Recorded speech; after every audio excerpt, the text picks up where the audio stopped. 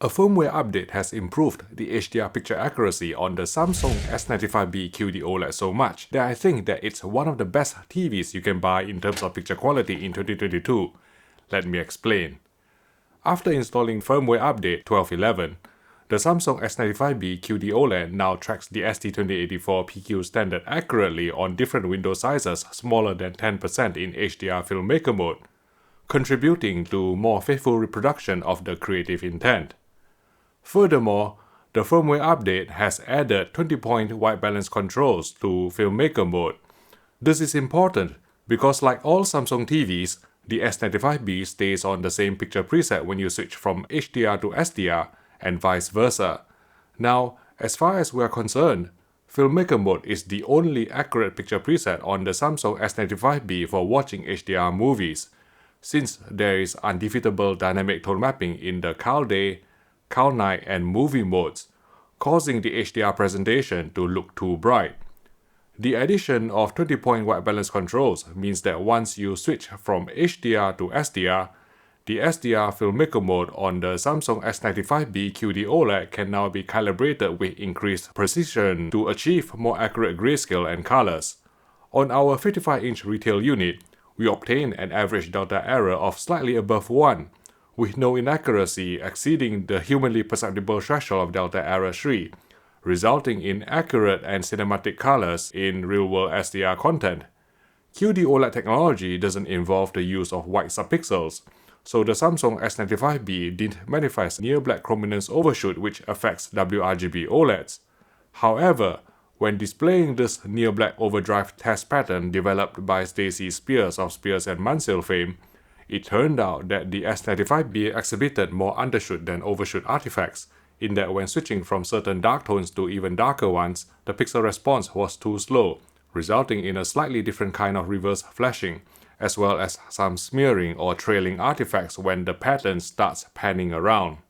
To make it absolutely clear, the black smearing on the Samsung S95B was nowhere nearly as noticeable or bothersome as the chrominance overshoot artifacts on WRGB OLED televisions in real-world content, since it was so rare and fleeting that we couldn't even film it to show you. But if you are seeing some trailing artifacts when you pan around in very dark games, this luminous undershoot is the reason, and maybe that's why Samsung decided to over-brighten its HDR game mode so much. More on this later. In my opinion, the biggest strengths of the Samsung S95B QD-OLED are its screen uniformity and viewing angles, outperforming any WRGB OLED TV I've reviewed to date in these two key areas. And the crucial thing to remember is that these benefits can be enjoyed across all types of content, regardless of whether it's SDR or HDR, regardless of whether it's movies, sports, or games. Early on, there were some swirly blotches on our Samsung S95B retail unit when displaying low-gray slides, but they cleared up after several compensation cycles, and eventually dark uniformity was cleaner than any WRGB OLED I've tested so far. Bright uniformity was also excellent, with no banding, dirty screen effect or color tinting at all on full-field gray slides, not even from an angle, unlike recent deuterium-based WRGB OLED panels which manifest an obvious pink tint off axis. Next, motion. Even with all motion settings disabled in the picture menu, the Samsung S95B correctly performed 5.5 pull-down to present slow panning shots in 24p films accurately without telecinic judder. However, just like most Samsung TVs we've reviewed over the years, the 24p motion processing seemed to work on a scene-by-scene basis, applying interpolation for one frame before switching it off for the remainder of the scene, causing a visible stutter immediately after certain scene cuts, for example in our own custom-authored interpolation detection test pattern.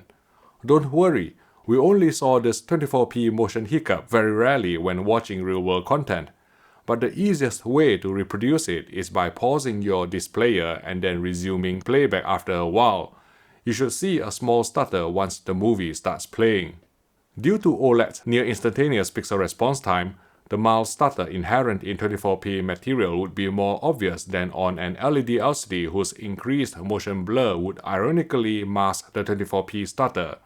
If you are sensitive to this issue, You can set the judder reduction control to a low value to smooth out the stutter without incurring too much soap opera effect or SOE. Although Samsung's interpolation generally manifested a bit more artifacts than LG's cinematic movement and Sony's motion flow implementations. Because Samsung's clear motion black frame insertion or BFI operates at 60 Hz, it would inevitably introduce telecinic judder in 24 frames per second movies. For 25 and 50 frames per second content we normally get in PAL regions, the South Korean manufacturer has implemented undefeatable motion smoothing when BFI is engaged to prevent frame rate conversion judder. But this does mean that you'll see soap opera effect in 25p films, not to mention various interpolation artifacts in 50 Hz content. And when you consider that engaging clear motion would incur some flicker and dim the picture on screen, even halving peak brightness in HDR with a corresponding darkening of the PQ EOTF tracking, we think most people should just keep clear motion disabled for the most pleasant viewing experience. Otherwise, Samsung's motion-compensated frame interpolation could improve motion resolution from the sample and hold baseline of 300 lines to 650 lines on this horizontally scrolling test pattern, but would also introduce some microstutter in 50 Hz content from time to time, especially during hand gestures immediately following a scene cut. The Samsung S95B QD-OLED didn't handle low bitrate material as well as other high-end OLEDs from A brands for several reasons. 1. There's no dedicated decontouring filter on the television, so in-content posterization in heavily compressed material would be fully exposed without mitigation. Even engaging the noise reduction control under the picture clarity submenu didn't smooth out the posterization to any noticeable degree. 2. The upscaling on the Samsung S95B was fairly aggressive with some overshoot and fizziness. While this resulted in a perceptibly sharper picture, especially with what appeared to be a minor dose of dynamic sharpening at all times even with sharpness set to 0, MPEG compression noise were also amplified, causing bit-starved content to look harsher than expected.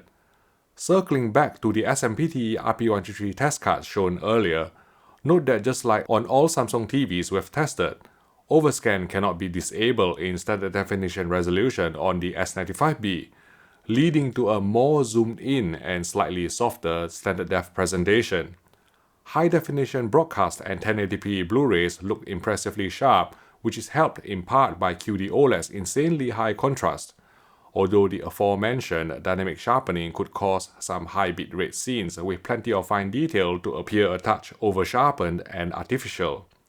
Following firmware update 12.11, peak brightness on our 55-inch Samsung S95B QD-OLED retail unit measured above 1000 nits on a 10% or smaller window, and slightly more than 200 nits full screen.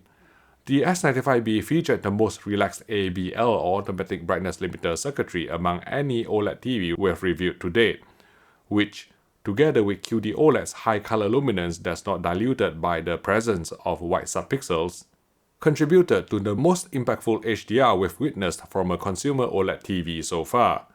As you can deduce from the EOTF tracking, shadow detail would be presented in a slightly darker manner, not to the level of being obviously crushed, just darker than reference. Increasing the shadow detail setting beyond the default value of 0 unfortunately would also lead to floating blacks, including in the top and bottom letterbox bars, and so wasn't a viable solution for us. Given that most OLED manufacturers struggle with coming out of black accurately, it's not a big problem at all, but we hope that a future update to the Kalman calibration software can allow for AutoCal in Filmmaker Mode to improve near black luminance accuracy. Talking about calibration, I would like to tell you about the pre-calibration service offered by UK electrical retailer Filmmaker Mode, who have kindly sponsored this video. I have personally trained their calibrator David Corner to my very own high standards. For an extra fee, he will run in a television you buy from them, calibrate it and deliver it to you after having the calibration approved by me. We've been doing this for more than 11 months, and customer feedback has been excellent. So please give Filmmaker Mode a call if you wish to buy a pre-calibrated television that accurately reproduces the creative intent. or even any new TV at a competitive price with excellent customer service. Thanks again for your support. Okay, unlike most other OLED manufacturers which tone map according to max CIR metadata, Samsung televisions, including the S95B QD-OLED, adapt their HDR10 tone curve to MDL or Mastering Display Luminance metadata. While this approach could retain all specular highlight detail even in 4000 nit content, some titles which have been graded conservatively but put in a 4000 nit container, such as Tenet, would occasionally come across dimmer than reference depending on the scene APL. Native 10-bit gradation was very good on the Samsung S95B, with no significant posterization in the skies of the Martian, so the lack of a smooth gradation decontouring filter isn't a problem at all when watching 4K Blu-rays. However, the color space auto setting doesn't actually auto-switch, and will always adopt the color gamut value under the color space custom submenu. If left at its default setting of DCI-P3, there would be undesirable posterization in certain tones in 4K Blu-rays mastered to Rec 2020 primaries, requiring users to manually switch to BT 2020 to not only eradicate the posterization, but also obtain accurate colors. The thing is, it's not easy for consumers to find out which titles are mastered to DCI-P3 and which to Rec 2020, so we hope Samsung can fix the color space auto-switching, bringing the S95B in line with other OLED TVs from LG, Panasonic and Sony in this respect. For playing games, the Samsung S95B QD-OLED is undoubtedly one of the best you can buy on the market today. With game mode engaged, input lag on a 60 frames per second video signal measured 9.2 milliseconds on the fastest setting, down from 13 milliseconds on the faster setting, indicating that Samsung is also using a frame doubling to 120Hz technique similar to the boost mode on LG OLED televisions. The input lag fast setting measured slightly slower at 19 milliseconds, which is necessary for Game Motion Plus to be enabled. While we appreciate the possibility of deploying motion interpolation to smooth out the stutter in 30 FPS games while maintaining fairly low input lag, note that Game Motion Plus is grayed out and unavailable with a 120Hz video signal, which is how we envision most next-gen console and PC gamers would prefer to play at 4K 120Hz, particularly with VRR. In fact, we found the Samsung S95B to be able to unofficially support a 4K 144Hz video signal from a high-end PC, such as one with an NVIDIA RTX 3090 graphics card. 4 HDMI 2.1 ports are provided on the S95B, all supporting the full HDMI 2.1 bandwidth of 48 gigabits per second, as well as 24 gigabits per second of DSC or display stream compression.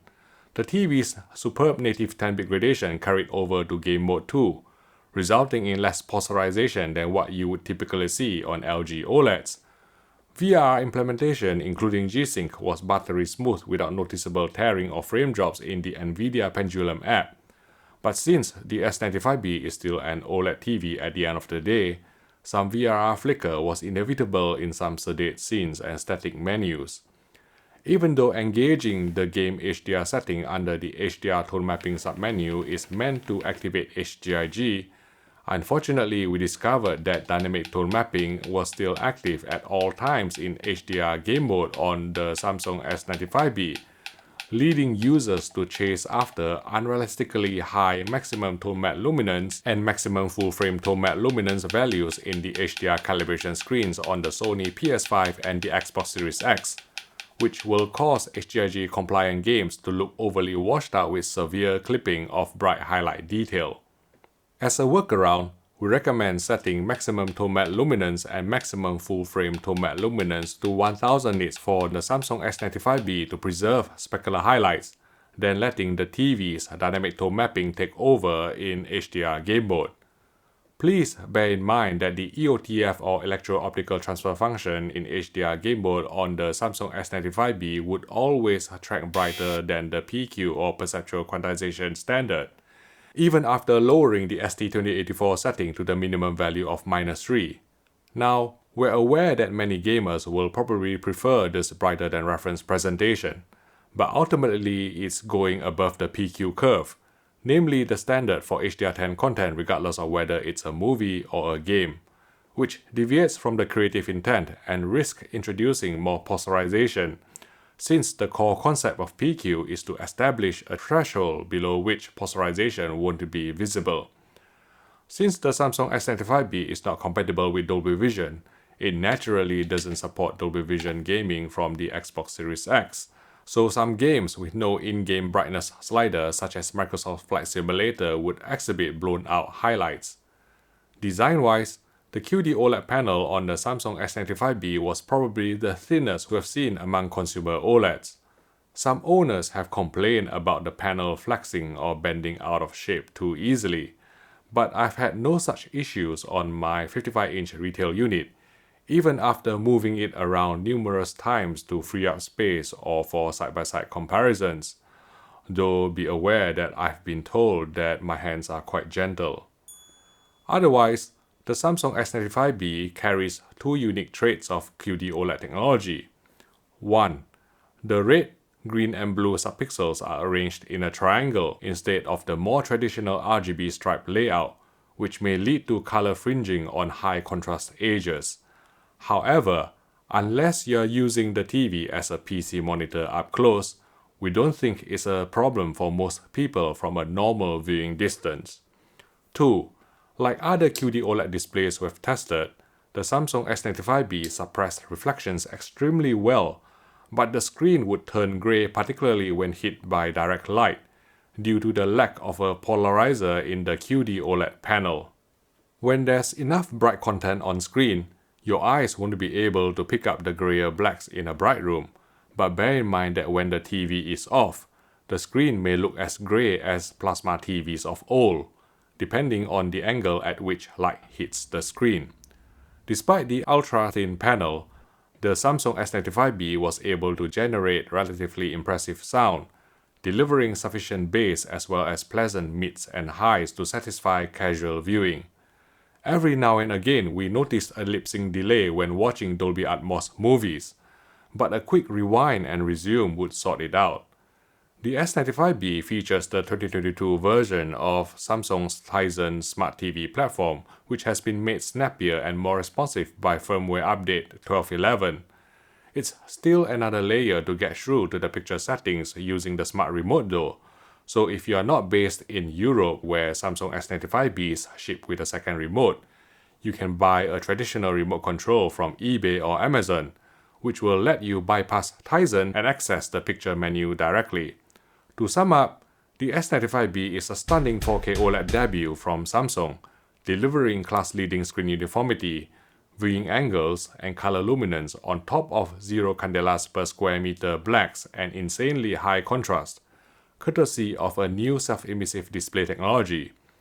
Gamers will also appreciate the Samsung S95B's super low input lag and 4 full bandwidth HDMI 2.1 ports, not to mention OLED's near instantaneous pixel response time and excellent picture quality which doesn't degrade in game mode, although those who prefer an accurate HDR game mode may have to look elsewhere. Areas which could be improved include handling of low bitrate content and motion processing. But these shortcomings don't stop the Samsung S95B from being one of the best TVs you can buy in 2022 in terms of picture quality, and so it deservedly earns our highly recommended award. Now, if you have bought the Samsung S95B, or indeed any other television, there's a sneaky setting buried in the user menu that actually worsens the picture quality. To find out what the setting is and how to disable it, please watch my instruction video by clicking here.